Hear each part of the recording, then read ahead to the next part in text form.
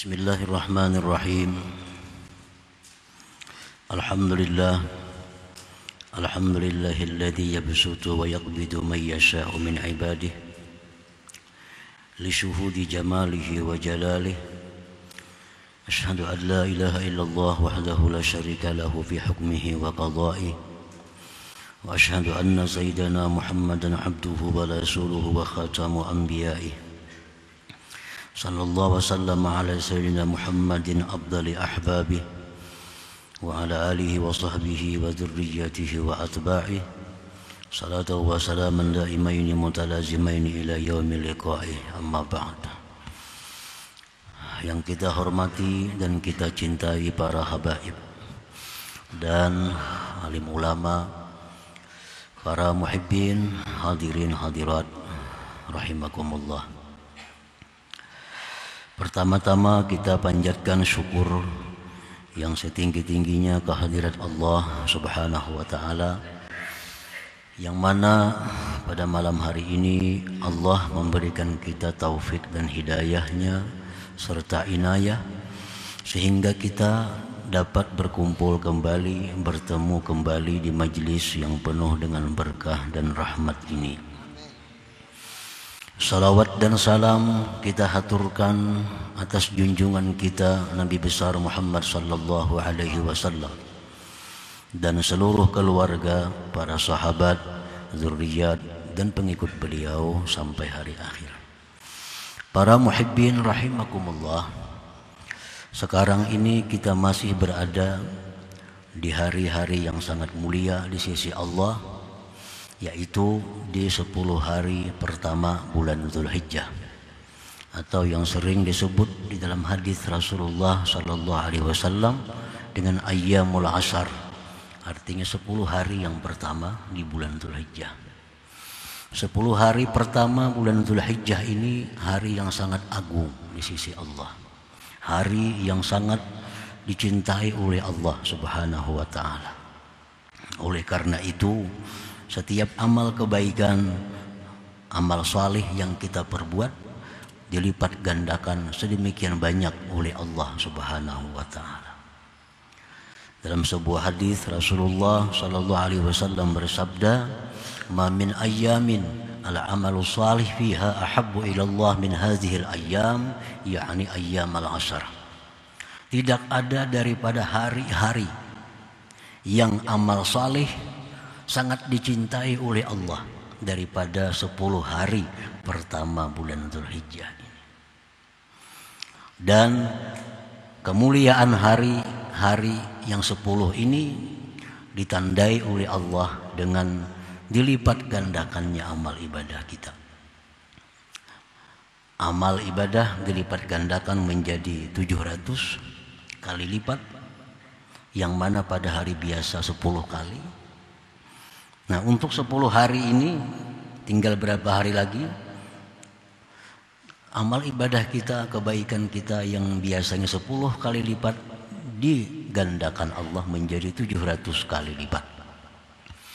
Dan puasa 1 hari dalam 1 sampai 9 hari itu sama dengan pahala puasa 1 tahun. Sembahyang malam di malam-malam ini sama dengan pahala Lailatul Qadar. Itu hadis, semuanya ada dalam kitab Dalilul Falihin Syarah Riyadhus Shalihin. Para muhibbin rahimakumullah, ini 10 hari pertama bulan Dzulhijjah ini adalah hari-hari yang seringkali dilupakan oleh kita. Hari-hari yang seringkali umat Islam itu lalai, sehingga 10 hari ini lewat tanpa ada nilai tambah bagi kita untuk meningkatkan ketakwaan ibadah kita kepada Allah Subhanahu wa ta'ala. Padahal kedudukan hari-hari yang 10 ini sangat tinggi di sisi Allah Subhanahu wa ta'ala.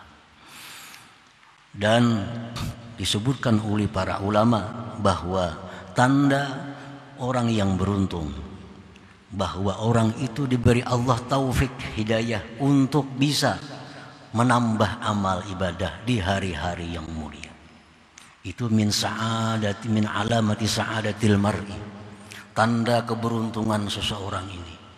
Setiap ada hari-hari mulia, dia diberi Allah taufik hidayah sehingga bisa memanfaatkan hari mulia dengan pertambahan amal ibadahnya. Itu alamat orang yang beruntung. Dia selalu dapat kesempatan bila ada hari-hari mulia, dia tambah amal ibadahnya.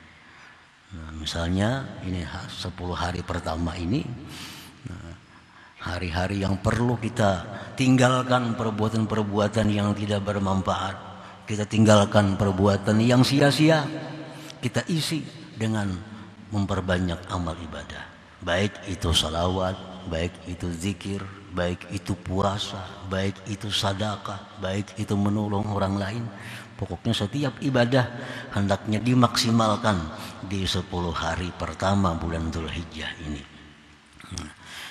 Para muhibbin rahimakumullah, kita berdoa berharap kepada Allah agar kita bisa memanfaatkan tinggal beberapa hari lagi hari yang mulia ini, sehingga kita bisa lebih meningkatkan amal ibadah kita daripada hari-hari yang biasa itu. Amin ya rabbal alamin. Para muhibbin rahimakumullah, al-hikmatu tsaminah wal arba'un ba'dal mi'ah min al-hikamil ata'iyah. Qala al-imam Ahmad ibnu Athaillah Sakandari rahimahullah, nafa'ana bi'ulumihi wa asrarih. Hikmah yang ke-148 dari kitab Al-Hikam, berkata Imam Ahmad bin Athaillah As-Sakandari rahimahullah, rubbama afadaka fi lailil qabdi ma lam tastafidhu bi isyraqi naharil basti la tadrun ayyuhum aqrabu lakum naf'a. Yang artinya kadang-kadang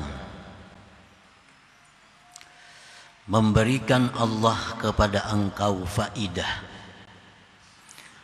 memberikan Allah kepada engkau manfaat pada waktu qabat yang diumpamakan seperti malam. Sesuatu yang tidak engkau dapatkan faidah itu pada waktu basat yang diumpamakan seperti terangnya cahaya siang. Kalian tidak mengetahui siapa juga di antaranya yang lebih dekat bagi kamu manfaatnya. Nah, para muhibbin rahimakumullah, itulah terjemahnya. Di dalam ini, hikmah ini, pengarang ada menyebutkan istilah-istilah tasawuf, antara lain qabat. Nah, qabat itu kalau bahasa lugat Arabnya genggam. Menggenggam ini mengqabat. Ada istilah tasawuf di sini basat. Basat itu artinya membuka. Tangan yang terbuka ini disebut basat. Tangan yang digenggam itu disebut qabat. Dan beliau di situ mengumpamakan qabat itu dengan malam. Malam itu artinya gelap gulita. Sedangkan basat itu diumpamakan beliau dengan siang yang terang benderang. Al-qabdu huznun wadikun ya'taril qalba. Pengertian qabat di sini istilah orang tasawuf, artinya qabat itu adalah kesedihan, kesempitan yang mendatangi hati. Nah, kan genggam, tadi kan menggenggam nih. Qabat itu artinya genggam. Nah, diumpamakan dengan malam gelap gulita. Sedangkan arti pada istilah yang dimaksud di sini adalah qabat itu duka cita, kesedihan, kesempitan yang ada di hati kita. Bila di hati kita ini sempit, hati kita ini rasa teganggam, hati kita ini rasa sedih. Nah, berarti itu hati kita dalam keadaan yang oleh orang tasawuf disebut qabat.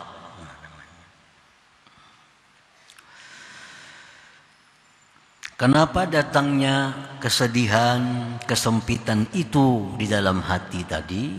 Imma ada kalanya datang bisa babi fawati margub, dengan sebab keluputan yang digemari, sebab kehilangan yang disukai, baik itu perkara duniawi atau perkara akhirat. Orang yang hartanya berkurang, nah ini orang bisa hatinya menjadi kabat, menjadi sedih, menjadi sempit. Orang yang menghendaki salat tahajud di malam hari, tahu-tahu bangunan orang sudah sembahyang subuh. Nah, kepingin tahajud malam, sekali bangun jam 6, maka hatinya sedih. Nah ini kabat. Imma bisababi bawati margubin au adami husuli matlubin, atau sedih dalam hati tadi datangnya akibat tiada berhasil yang dituntut, tiada tercapai cita-cita, baik urusan duniawi atau urusan akhirat. Urusan dunia dia menargetkan hari ini, minggu ini mesti dapat duit 1 juta rupiah. Ternyata kada dapat itu, lalu hatinya ini sedih. Urusan akhirat dia menargetkan bahwa dalam seminggu dia mesti khatam Al-Quran. Tahu-tahu ada halangan rintangan, seminggu separuh aja belum. Nah, lalu hatinya sedih. Ini kabat. Au bighairi sababin ma'lum, atau tanpa ada sebab yang diketahui. Kenapakah hati sedih nih? Padahal kada ada kehilangan apa-apa, kada ada gagal apa-apa, tapi kenapa hati sedih? Nah, itu mungkin sering dijumpai. Hati rasa gelisah, hati rasa kada nyaman, padahal kada ada yang hilang, kada ada yang berkurang, kada ada yang gagal, tapi tiba-tiba kenapa hati jadi sempit? Nah, itu adalah bighairi sabab, tanpa ada sebab maklum yang kita ketahui. Oleh para ulama sufi, itu sebab yang tidak diketahui tadi itu adalah merupakan bekas daripada tajalli kebesaran Allah. Nah, ini Allah menampakkan sifat keperkasaannya. Lalu masuk ke dalam hati kita, nah, otomatis hati kita jadi takutan, hati kita jadi sedih. Padahal secara zahir kan ada sebab yang membuat hati sedih. Nah itu tanpa ada sebab yang diketahui. Nah, para muhibbin rahimakumullah.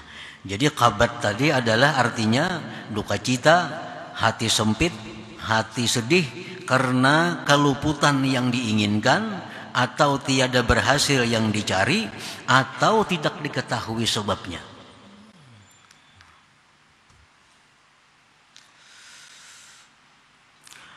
Wal bastu, sedangkan basat.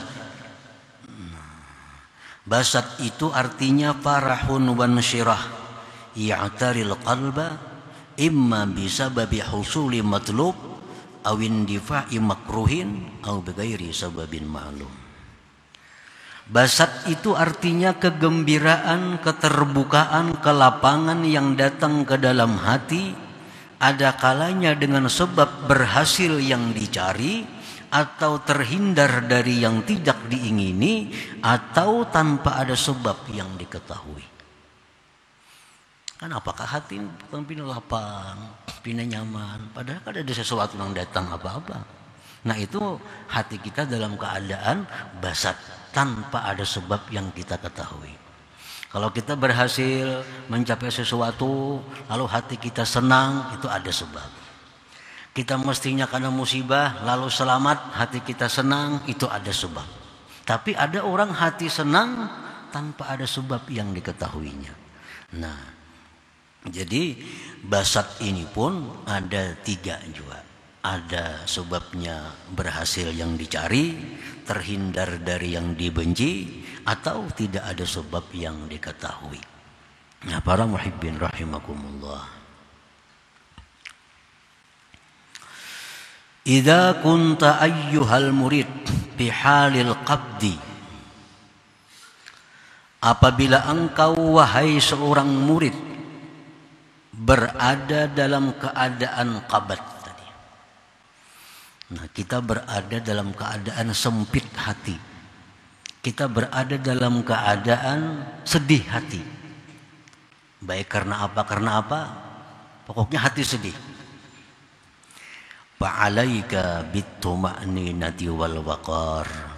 Maka hendaknya engkau wahai murid tenang dan tentram. Nah, jangan gelisah. Jangan gelisah. Bila hati ini sedih, hati ini sempit, jangan gelisah. Jangan gelisah. Tenang, tenang. Diam artinya diam. Warruju' ila Allah subhanahu wa ta'ala, dan kembali kepada Allah.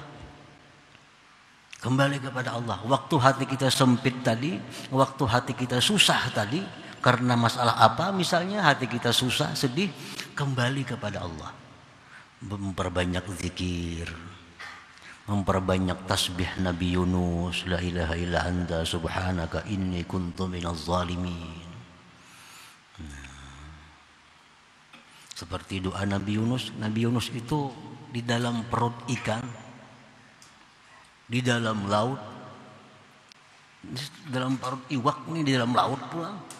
Bagaimana kabatnya hati beliau saat, bagaimana sedih, sempitnya hati beliau.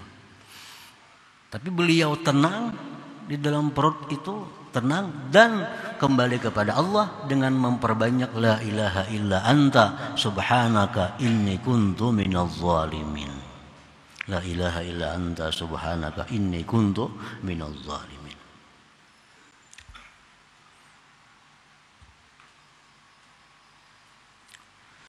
Wal yakin anna Allah la yuridu bika illa khaira. Dan yakini bahwa Allah tidak menghendaki engkau kecuali kebaikan dengan hati yang sedih tadi.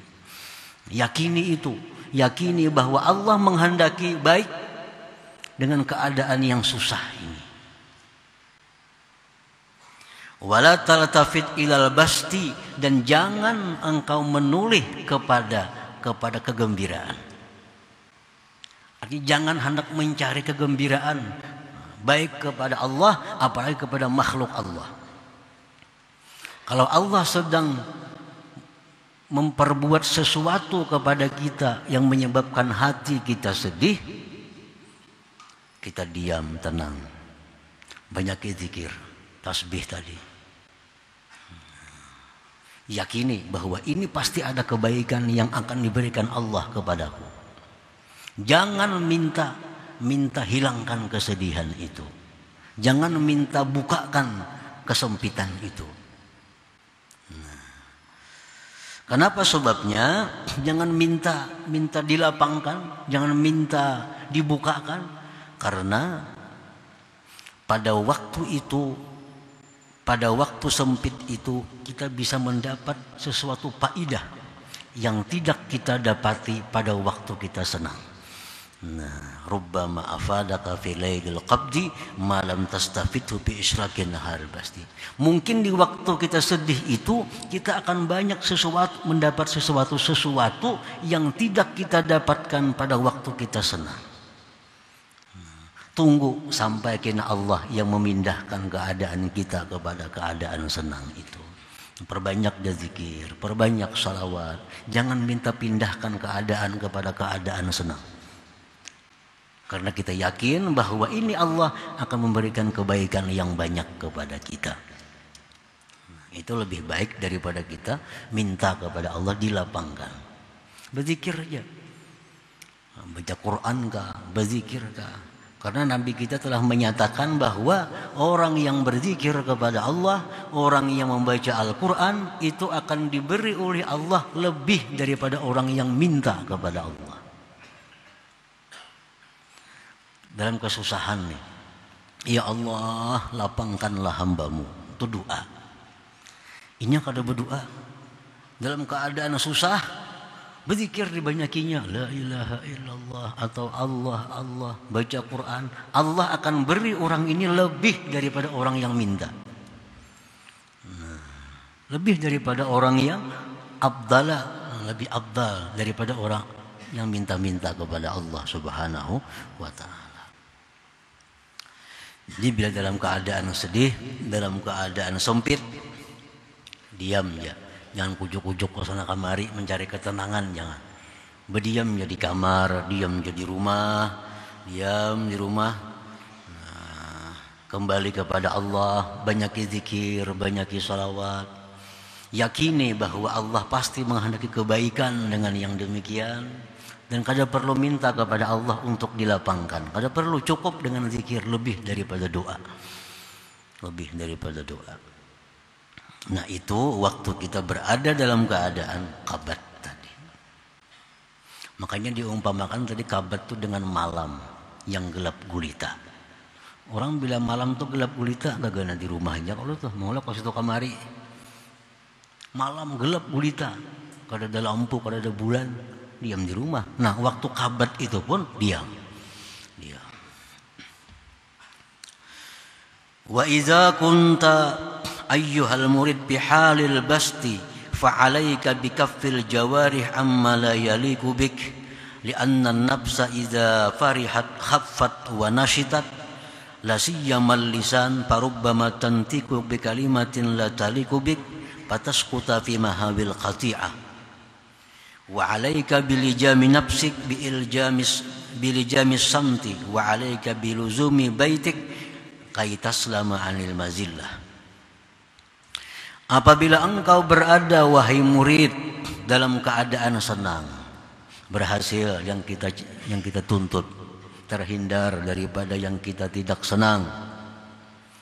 Nah, maka hendaknya engkau tahan anggota tubuh engkau daripada melakukan hal-hal yang tidak patut dengan engkau. Ini dapat sesuatu sehingga hati kita senang. Hendak meluncat awak nih, nah tahani aja. Jangan beambu-ambung, jangan beampi-ampik. Nah itu artinya. Fa'alaika bikaffil jawarih amma la yaliku bik. Hendaklah tahan anggota tubuh engkau dari hal-hal yang tidak patut dengan engkau. Karena nafsu itu bila gembira, bila suka, dia menjadi ringan dan rajin untuk berbuat yang demikian. Terutama lisan.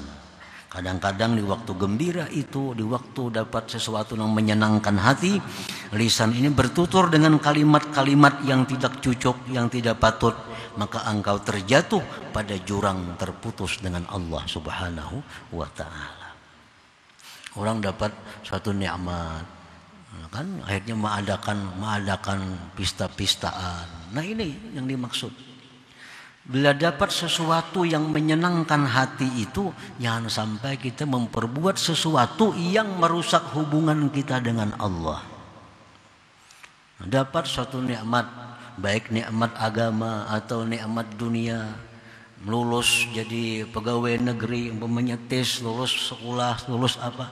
Nah ini senang hati kita, gembira hati kita. Jangan sampai kegembiraan itu membuat kita jatuh dalam jurang terputus dengan Allah Subhanahu wa taala. Kenapa? Sebabnya karena kita melakukan hal-hal yang tidak disukai Allah atau menuturkan kalimat-kalimat yang tidak disenangi oleh Allah Subhanahu wa taala. Dan atas engkau membelenggu diri engkau dengan belenggu diam. Dan atas engkau dengan melazimi rumah engkau agar engkau selamat daripada tergelincir itu. Nah, karena orang-orang yang tergelincir akibat dia terlalu senang itu lebih banyak daripada orang yang tergelincir akibat dia sedih dan susah itu. Nah, para muhibbin rahimakumullah. Al-qabdu wal bastu halatani yata'aqabani 'alal insan kata'aqubil laili wan nahar. Qabat dan basat, sedih dan senang, itu dua keadaan yang silih berganti atas manusia seperti silih bergantinya malam dan siang. Wal qabdu la hazza fihi lin nafsi, sedangkan sedih atau kabat itu nafsu tidak ada bagian. Nafsu kalau ada bagian, sedih, nafsu kada katuju sedih. Nah di sini kada ada jatahnya nafsu. Wal bastu lahu hazzun nafsi, dan basat, senang, gembira, di situ ada bagian nafsu. Nafsu suka dengan yang senang-senang. Waqad yastafidul abdu fi halil qabdi ma la yastafidu fi halil basti. Terkadang seorang hamba itu bisa mendapatkan sesuatu faidah di waktu qabat, sesuatu yang tidak bisa ia dapatkan pada waktu basat. Nah, kadang-kadang kita dalam keadaan sedih itu kita lebih dekat kepada Allah daripada dalam keadaan senang. Nah oleh karena itu, bila dalam keadaan susah, dalam keadaan senang, dalam keadaan sempit hati, susah hati, jangan minta kepada Allah agar dipindah kepada gembira. Tapi cukup dengan kembali memperbanyak zikir, memperbanyak salawat, memperbanyak baca Quran. Nah nantinya Allah akan sendiri yang memindahkan keadaan kita tanpa permintaan daripada kita. Nah para muhibbin rahimakumullah, kita menyenangi gembira, kita menyenangi lapang, memang itu kesenangan kita. Dan kita kadang menyukai hati ini susah, hati ini sempit. Dalam Al-Quran disebutkan asa an tuhibbu syai'an wa huwa syarrul lakum. Nah kadang-kadang kalian tuh mengingini sesuatu dari Tuhan padahal itu jahat bagi kamu. Dan kalian tuh kadang-kadang membenci sesuatu padahal itu kebaikan bagi kamu.